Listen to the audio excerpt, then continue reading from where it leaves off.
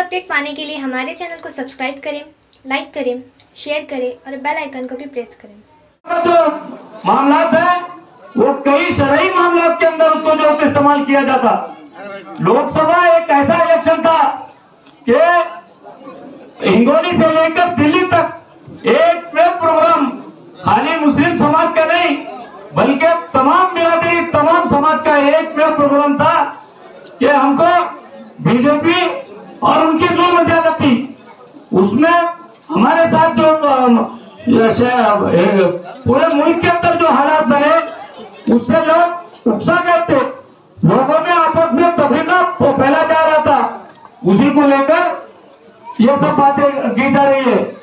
दूसरी सबसे अहम बात मैं आपको बताने चाहता हूँ कि नांदेड़ के अब्दुल सत्तार साहब के एवज में हिंगोली की सीट ली गई और हिंगोली की सीट ली गई, लेकिन उसके बावजूद शिवसेना यूपीटी ने वहां पर उम्मीदवार को खड़े किया। मैं इस माध्यम से ये बता देना चाहता हूं कि आप और लोगों को यह पावर किया जा रहा है कि हमने वहां पर विभाजन करने के लिए खड़ा है।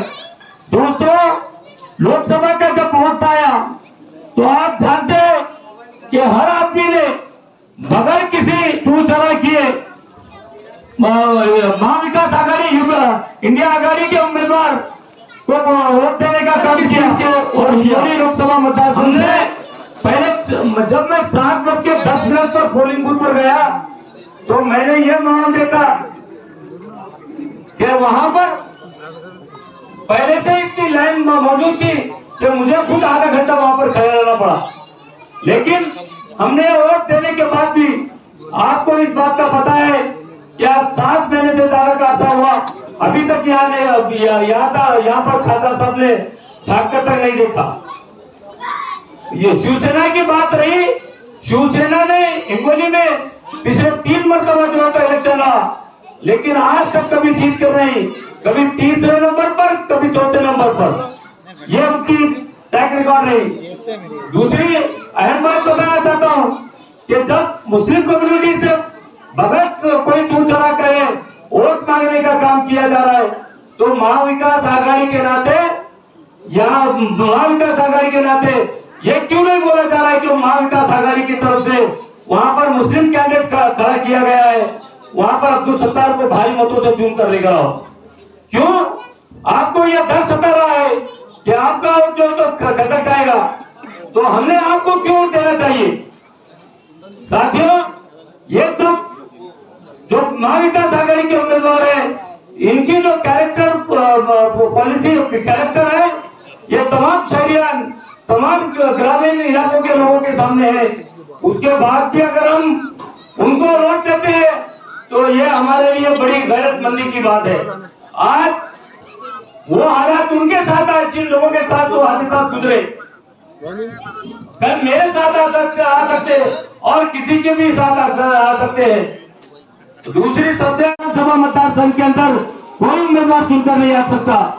आजाद की बात अगर आप कर रहे हो, इसी तरीके से जब ये जो सीट छीनकर हुई शिवसेना यूपीटी ने ली, इसी तरीके से लोकसभा के अंदर भी उन्होंने सांगली के अंदर कांग्रेस की सीट को छीनकर लिया था। उस मामले को लेकर सोनिया गांधी जी और राहुल गांधी जी और खड़गे जी तक बात को पहुंचाया गया। उसके बाद भी उन्होंने वो सीट को नहीं छोड़ा। उसके बाद मैं सबसे अहम बात आपको बताना चाहता हूँ, वहां पर महाविकास आघाड़ी के तीनों लीडर ने शरद पवार साहब, नाना पटोले जी और शिवसेना के तमाम जुम्मेदारान की एक बहुत बड़ी सभा हुई।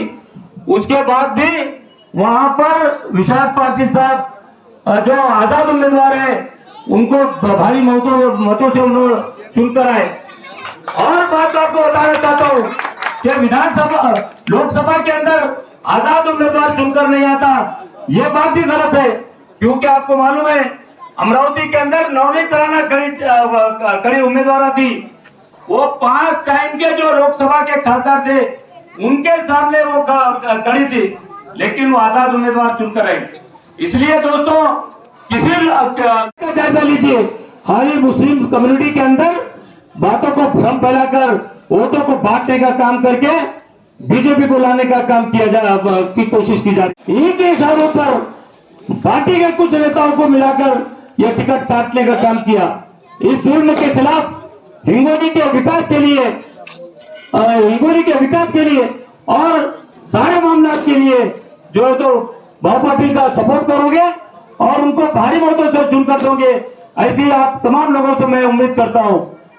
साथियों, मैं ग्रामीण ये जो बातें फैलाई जा रही है कि ये फतवा नहीं है, वापस जो भी आपको ये कहता है कि ये फतवा है तो उनसे लिख लीजिए, उनसे राइटिंग में लीजिए कि ये फतवा है। यह मौलाना का जो है एक नजरिया था कि आप जो तो इस तरीके से वोट कीजिए। दूसरी बात मैं ये कहना चाहता हूं, कुछ लोग मुझको देकर भ्रम फैला रहे हैं आपस में, लोगों के पास ये कह रहे हैं कि ये इसने लेटरबाजी की, उलमाओं को धमकाया, बागबान बिरादरी के बातों को बच्चों को धमकाया। मैं आज बिरादरी के तमाम जिम्मेदारान के साथ बैठकर इस बात का मैंने खुलासा किया। जुमा के बाद से मैं 4:30 बजे तक तमाम जितने जिम्मेदारान थे उनके साथ बैठकर उस बात का खुलासा किया।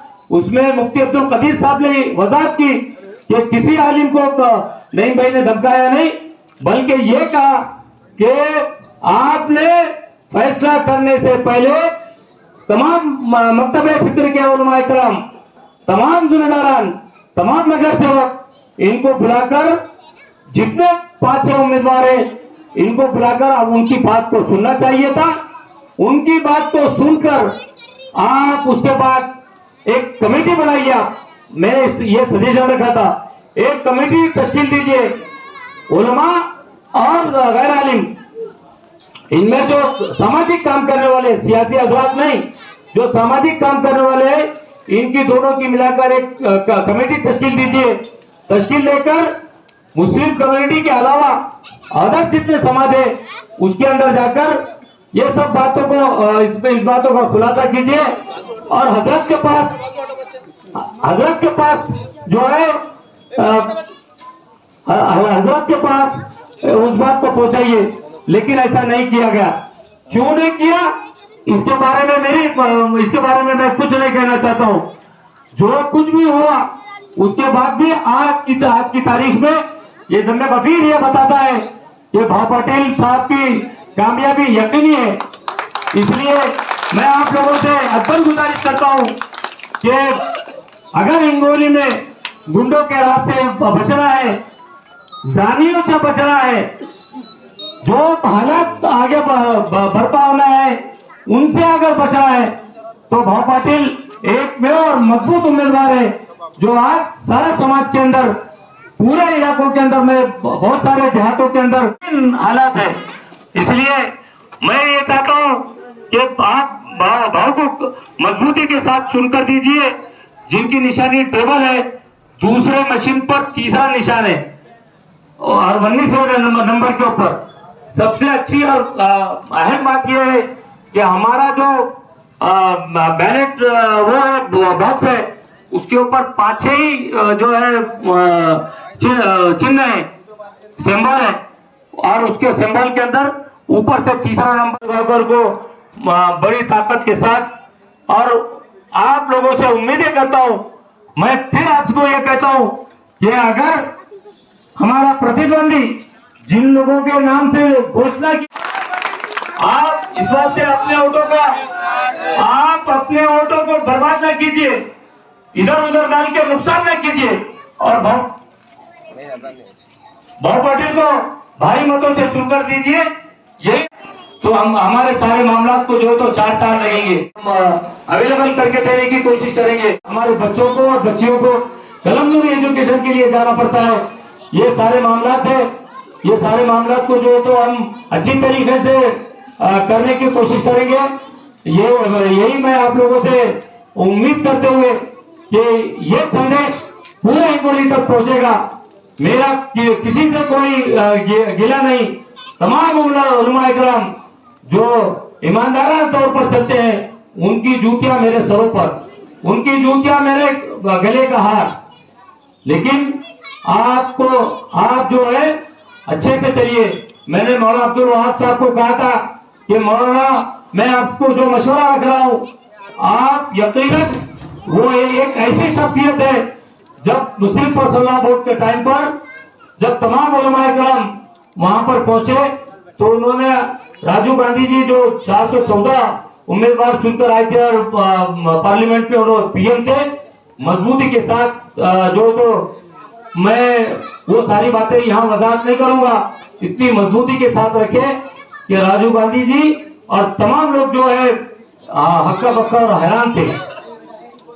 ले मुझे इस बात का यकीन नहीं, रिपोर्ट अगर पेश कर दी जाती तो यकीन दिलाता हूं कि वो दुनिया का कितना भी बड़ा हक रहने दो, वो उसके हक में कभी फैसला नहीं करते। इसलिए आप लोगों से मैं गुजारिश करता हूं कि आप तमाम लोग अपने कामों को आगे पीछे करके यहां पहुंचे। तमाम का मैं बहुत बहुत शुक्रिया अदा करता हूं और फिर दोबारा अपील करता हूं कि आप ये संदेश पूरे हिंगोली शहर और पूरे हिंगोली विधानसभा तक पहुंचे और आप भवराव जी पाटिल गोरेगांवकर को चौथी मर्तबा आमदार बनाकर भेजेंगे, यही उम्मीद करते हुए मैं अपने दो अल्फाज को खत्म करता हूं। जय हिंद।